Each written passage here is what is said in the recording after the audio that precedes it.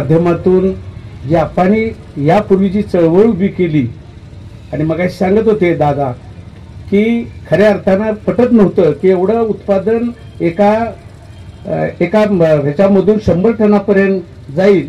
ही तंत्रज्ञानाचा उपयोग आहे आणि हे नवीन ह्याच्यामध्ये आत्मसात झालं पाहिजे म्हणून सुरेश बाबांनी भूमिका घेतलेल्या आहेत। जयवंतप्पांनी त्या काळामध्ये या तालुक्यामध्ये चळवळ उभी केलेली आहे ती खऱ्या अर्थानं लोकांच्यापर्यंत पोहोचवण्याचं काम या कृषी प्रदर्शनाच्या माध्यमातून होणार आहे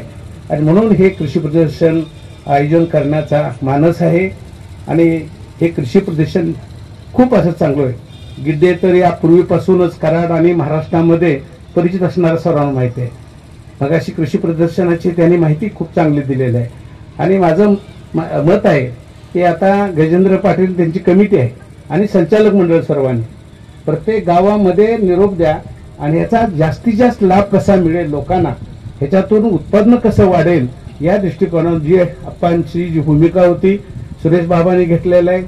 अतुल बाबांनी जी भूमिका घेतलेला आहे आणि त्या माध्यमातून या कृषी प्रदर्शनाचा निश्चितच या परिसराला तालुक्याला किंवा या कारखान्याच्या माध्यमातून सांगली आणि सातारा जिल्ह्यातल्या लोकांना उपयोग व्हावा अशा पद्धतीचं कृषी प्रदर्शन हे भव्य दिव्य आयोजन केलेलं आहे। त्याचा सर्वांनी लाभ घ्यावा अशी आपल्याकडे अपेक्षा व्यक्त करतो।